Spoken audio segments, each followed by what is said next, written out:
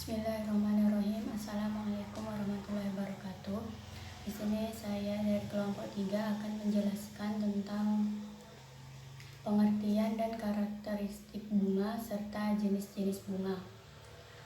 Bunga adalah salah satu organ tumbuhan yang berfungsi sebagai alat perkembangbiakan secara generatif yang memiliki bentuk dan susunan yang berbeda-beda menurut jenisnya. Adapun karakteristik yang tampak pada bunga yaitu bunga yang sudah memiliki penyusun atau bagian-bagian tertentu, mulai dari bagian tangkai induk, tangkai, dasar bunga, daun pelindung, daun tangkai bunga, mahkota bunga, benang sari, yang dimana benang sari ini terdiri dari beberapa bagian yaitu kepala sari, serbuk sari, dan juga tangkai sari. Kemudian ada putik bunga dan karpel. Karpel ini merupakan pendukung dari makrospora, di mana bakal buah dan bakal biji ada di dalamnya. Kemudian jenis-jenis bunga. Jenis-jenis bunga berdasarkan fungsinya ada 4 macam, yaitu ada bunga lengkap. Dikatakan bunga lengkap karena pada bunga tersebut memiliki seluruh bagian yang ada pada bunga seutuhnya. Contohnya seperti bunga sepatu. Kemudian bunga tidak lengkap. Bunga tidak lengkap dikatakan bunga tidak lengkap karena tidak memiliki beberapa bagian secara utuh. Contohnya itu seperti bunga Kamboja. Kemudian ada bunga sempurna atau biasa disebut dengan hermaprodit.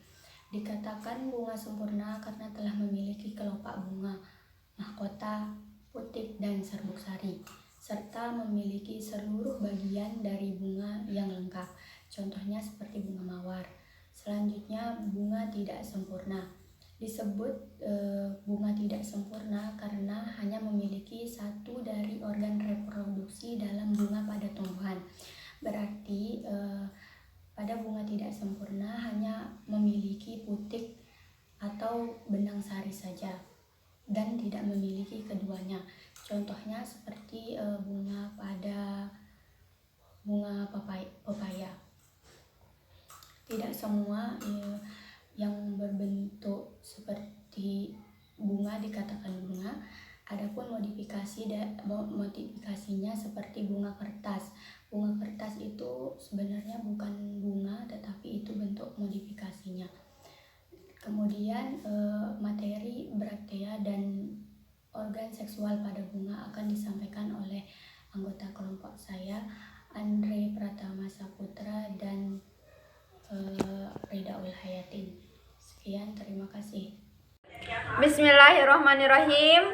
Assalamualaikum warahmatullahi wabarakatuh. Saya dari kelompok 3, Ridaul Hayatin, ingin menjelaskan tentang organ seksual bunga. Reproduksi merupakan proses perkembangbiakan atau aktivitas makhluk hidup untuk menghasilkan keturunan baru dengan tujuan untuk melestarikan jenisnya, mempertahankan kelangsungan hidup jaringan agar tidak punah.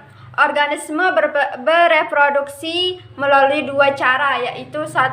Reproduksi secara aseksual atau vegetatif adalah terbentuknya individu baru tanpa melakukan peleburan sel kelamin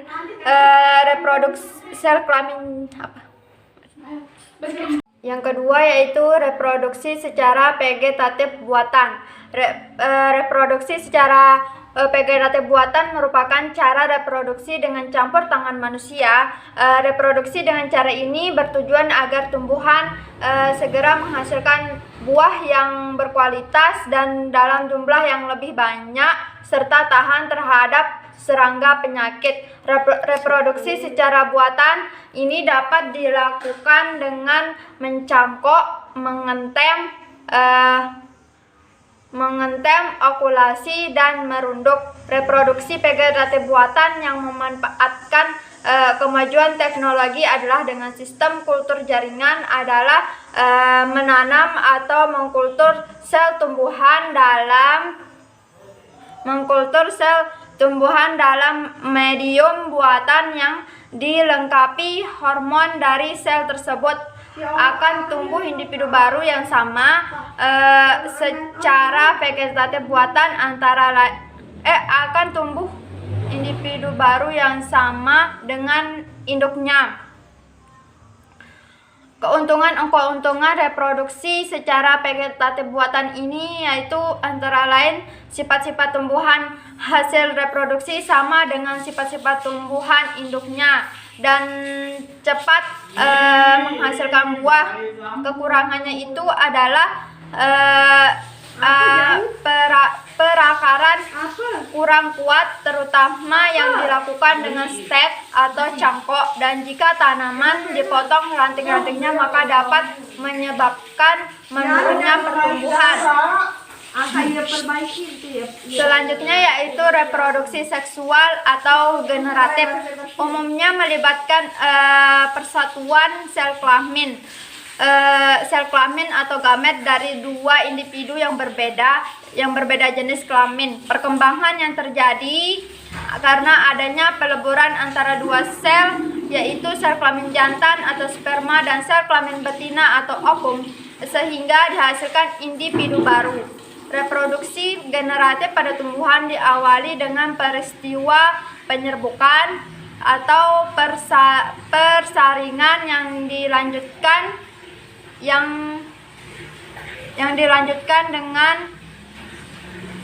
dengan pembuahan. Yang kedua yaitu reproduksi secara vegetatif buatan.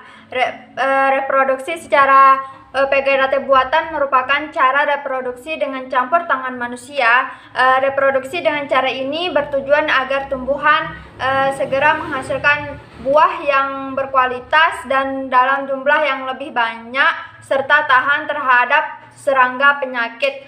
Reproduksi secara buatan ini dapat dilakukan dengan mencangkok, mengentem,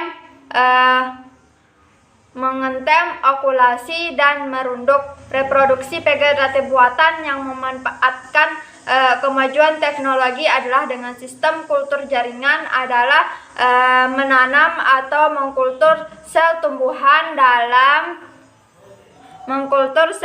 tumbuhan dalam medium buatan yang dilengkapi hormon dari sel tersebut. Akan tumbuh individu baru yang sama secara vegetatif buatan akan tumbuh individu baru yang sama dengan induknya.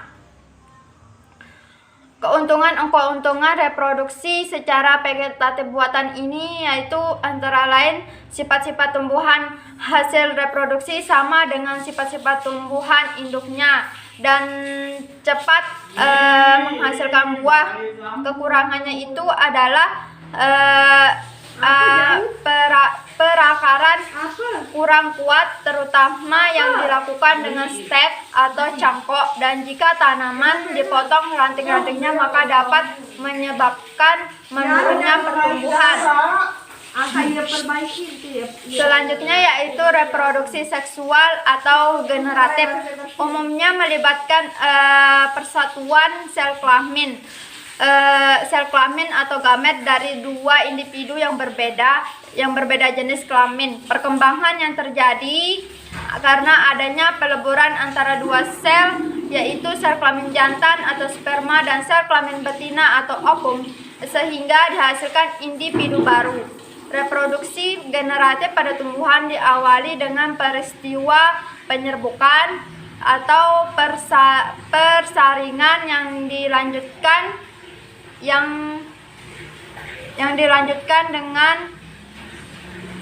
dengan pembuahan.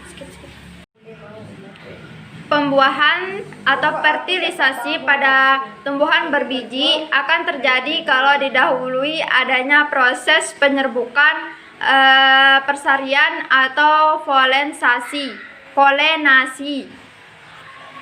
Pada reproduksi generatif terjadi persatuan dua macam gamet dari dua individu yang berbeda jenis kelaminnya, sehingga terjadi percampuran materi genetik yang memungkinkan terbentuknya individu baru. Materi genetik yang memungkinkan terbentuknya individu baru dengan sifat baru. pada organisme tingkat tinggi memiliki dua macam gamet,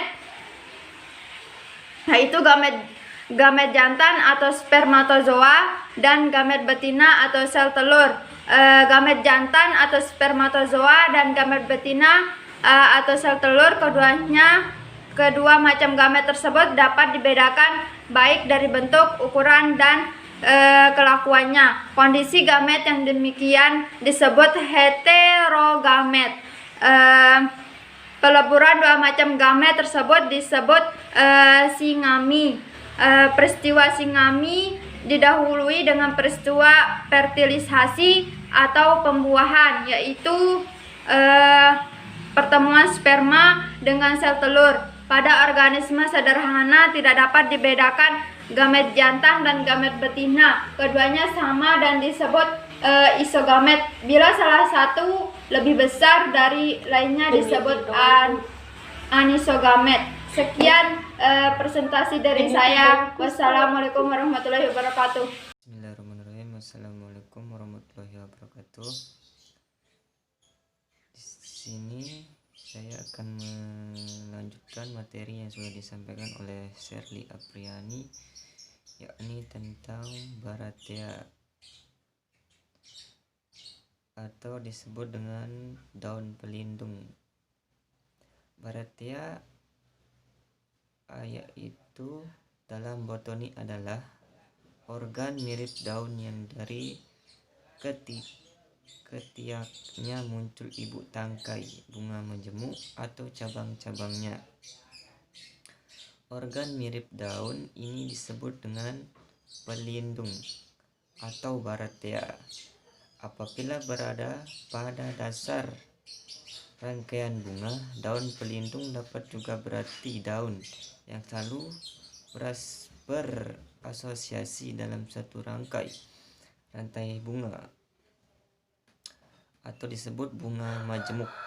Tergantung dari posisi atau kelompok taksonomi, daun pelindung atau memiliki nama khusus. Daun pelindung yang berukuran kecil dan tumbuh pada tangkai bunga majemuk bukan melindungi disebut daun tangkai atau Baratheola. Dan pelindung biasanya berwarna dan menyerupai daun biasa. Meski memiliki struktur yang khas, misalnya perutaraan yang berbeda, namun beberapa daun pelindung berwarna mencolok dan berfungsi menarik perhatian serangga penyerbuk. Fungsi yang biasanya dikaitkan dengan mahkota bunga, contohnya yaitu kertas dan kastoba. Sekian materi yang saya sampaikan akan dilanjutkan oleh Deda Ul Hayati. Sekian dari saya. Assalamualaikum warahmatullahi wabarakatuh.